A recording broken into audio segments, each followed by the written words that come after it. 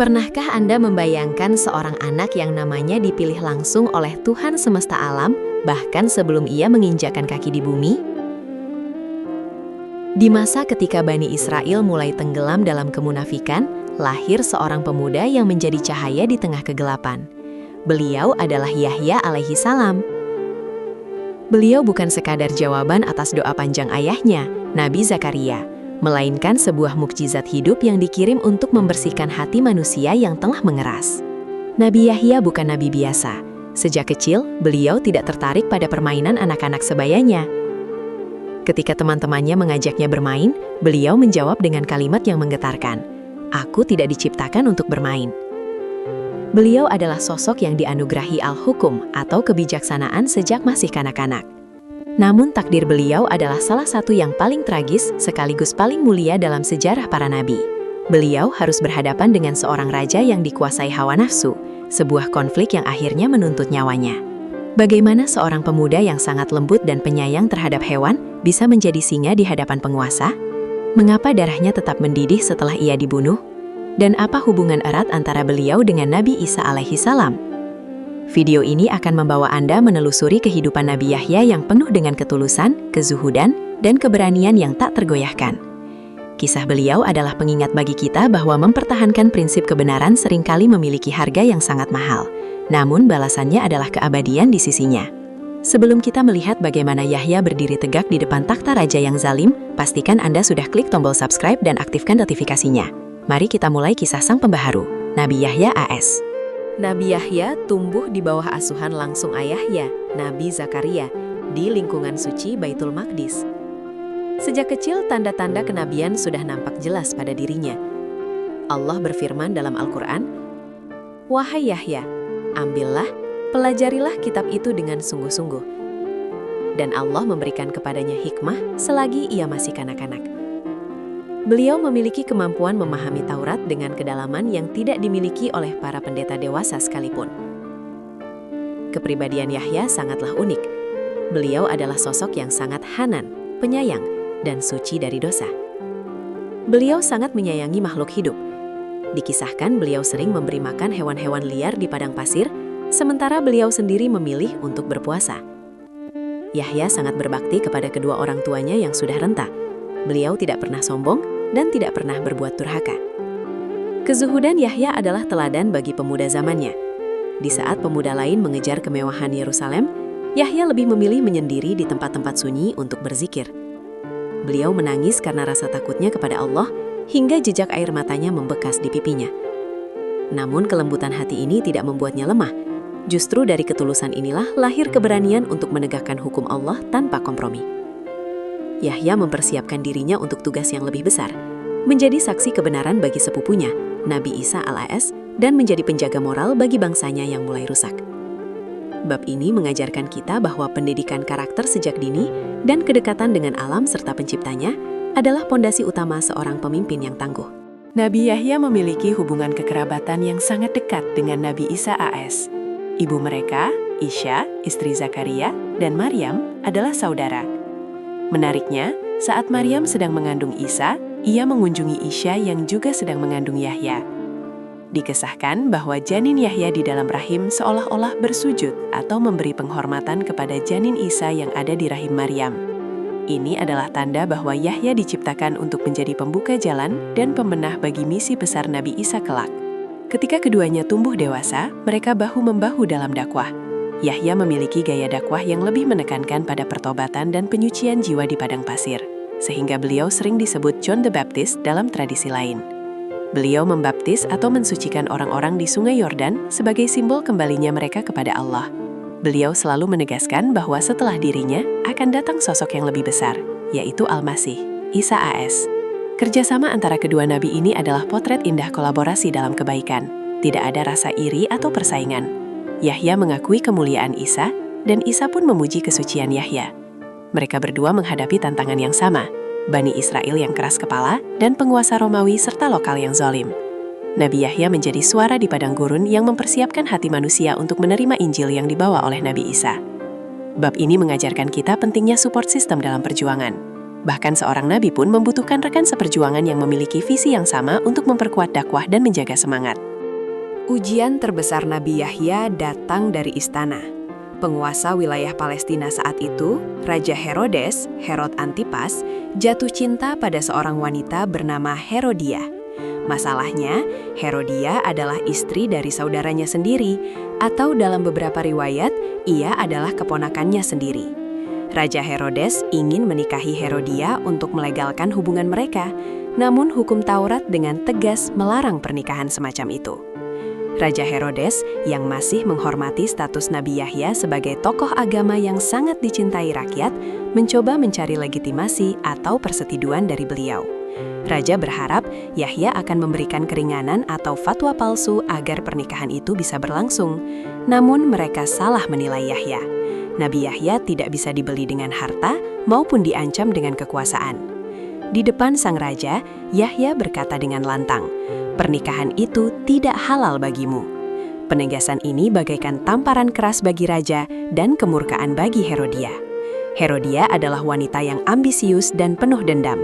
Ia tahu bahwa selama Yahya masih hidup dan menyuarakan kebenaran, posisinya sebagai ratu tidak akan pernah diakui oleh rakyat. Konflik ini bukan sekadar urusan pribadi raja, melainkan ujian bagi hukum Allah. Apakah hukum Allah akan dikalahkan oleh syahwat penguasa? Nabi Yahya memilih untuk berdiri di sisi hukum Allah, meskipun beliau tahu bahwa nyawanya menjadi taruhan. Bab ini mengajarkan bahwa tantangan terbesar seorang ulama atau nabi adalah ketika harus mengatakan tidak kepada penguasa yang zalim demi menjaga kesucian agama. Karena penolakannya yang keras, Nabi Yahya akhirnya ditangkap dan dimasukkan ke dalam penjara bawah tanah. Raja Herodes sebenarnya bimbang. Ia ingin membunuh Yahya demi memuaskan Herodia, namun ia takut akan pemberontakan rakyat yang sangat memuja Yahya. Di dalam penjara, Yahya tetap tenang. Beliau terus beribadah dan berzikir. Tidak ada sedikit pun rasa menyesal atas keputusannya membela hukum Allah. Melihat suaminya ragu-ragu, Herodia menyusun rencana yang licik. Ia memiliki seorang putri bernama Salome yang sangat cantik dan pandai menari. Pada hari ulang tahun raja, Salome tampil menari dengan sangat mempesona di hadapan raja dan para pembesar. Raja Herodes yang sedang mabuk dan terpesona oleh tarian itu bersumpah akan mengabulkan apapun permintaan Salome, bahkan jika itu setengah dari kerajaannya. Salome, atas arahan ibunya, memberikan jawaban yang mengerikan. "Aku tidak meminta harta atau kerajaan. Aku meminta kepala Yahya bin Zakaria di atas nampan ini, sekarang juga." Raja Herodes terkejut dan sedih. Namun karena ia sudah terlanjur bersumpah di depan para tamu kehormatannya, ia merasa gengsinya lebih penting daripada nyawa seorang nabi. Ia pun mengirim Algojo ke penjara. Inilah puncak dari pengkhianatan terhadap kebenaran, di mana nyawa seorang kekasih Allah ditukar dengan tarian seorang wanita. Bab ini menunjukkan betapa rendahnya moralitas ketika nafsu telah memegang kendali, dan bagaimana orang-orang zalim seringkali mengorbankan orang suci demi menjaga harga diri palsu mereka. Algojo memasuki sel Nabi Yahya. Beliau sedang bersujud atau beribadah ketika maut datang menghampiri. Nabi Yahya dibunuh dengan cara dipenggal kepalanya. Darah Nabi suci itu tumpah ke bumi sebagai saksi atas kebiadaban manusia. Kepala beliau kemudian diletakkan di atas nampan emas dan dibawa ke hadapan Salome dan Herodia. Dikisahkan dalam beberapa riwayat bahwa meskipun kepala itu sudah terpisah dari tubuhnya, lisannya masih sempat mengucapkan, "Pernikahan itu tetap tidak halal bagimu." Darah Nabi Yahya tidak pernah diam. Ada riwayat yang menceritakan bahwa di tempat beliau dibunuh, darahnya terus mendidih dan tidak bisa kering, seolah-olah menuntut keadilan. Rakyat yang mendengar kabar wafatnya Nabi Yahya merasa sangat terpukul dan marah. Kesedihan mendalam menyelimuti Yerusalem. Tak lama kemudian, ayahnya, Nabi Zakaria, juga syahid dalam pengejaran. Wafatnya Nabi Yahya adalah salah satu tragedi terbesar dalam sejarah para nabi. Beliau adalah nabi pertama yang syahid dengan cara dipenggal dalam tugas dakwahnya. Namun, kematian beliau bukanlah sebuah kekalahan. Beliau wafat dalam keadaan memegang teguh prinsipnya. Beliau telah menuntaskan tugasnya untuk memperingatkan manusia, dan beliau kembali kepada Tuhannya dalam keadaan suci, sebagaimana janji Allah. Dan kesejahteraan bagi dirinya pada hari dia dilahirkan, pada hari dia wafat, dan pada hari dia dibangkitkan hidup kembali. Bab ini adalah pengingat bahwa kemenangan sejati bukan selalu tentang bertahan hidup, melainkan tentang setia kepada kebenaran sampai nafas terakhir. Allah tidak membiarkan darah nabinya tumpah tanpa balasan yang setimpal. Tak lama setelah pembunuhan Nabi Yahya, kehancuran mulai mendatangi Raja Herodes dan pengikutnya. Kerajaan mereka diserang oleh bangsa lain dan kekuasaan mereka runtuh dalam kehinaan. Herodia, Salome, dan Herodes dikisahkan berakhir dengan cara yang mengenaskan sebagai balasan atas kekejian mereka. Lebih dari itu, pembunuhan Yahya menjadi pemicu kemarahan besar dari Allah kepada Bani Israel yang telah melampaui batas.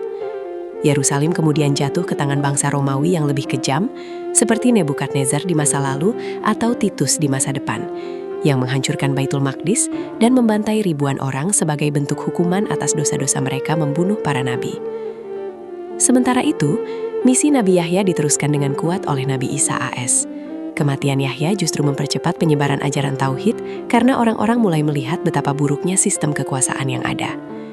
Nama Yahya tetap harum sepanjang zaman, dihormati oleh Muslim dan Nasrani sebagai simbol kesucian. Darah beliau menjadi benih bagi pertumbuhan iman bagi mereka yang mencari kebenaran. Bab ini mengajarkan kita tentang hukum tabur tuai. Siapa yang menanam kezaliman akan menuai kehancuran, dan siapa yang menanam kebenaran, meskipun ia gugur, namanya akan terus menginspirasi generasi demi generasi untuk tetap teguh di jalan Allah. Sahabat, kisah Nabi Yahya AS adalah kisah tentang integritas yang tak tertawar. Beliau membuktikan bahwa menjadi orang baik saja tidak cukup. Kita harus berani menyuarakan yang benar meskipun di hadapan pedang yang terhunus. 3 pelajaran utama dari Nabi Yahya. Hiduplah dengan prinsip, bukan hawa nafsu. Yahya adalah contoh pemuda yang tidak terbawa arus. Beliau memiliki standar moral yang tinggi, al-hukum, yang bersumber dari wahyu, bukan dari tren zaman.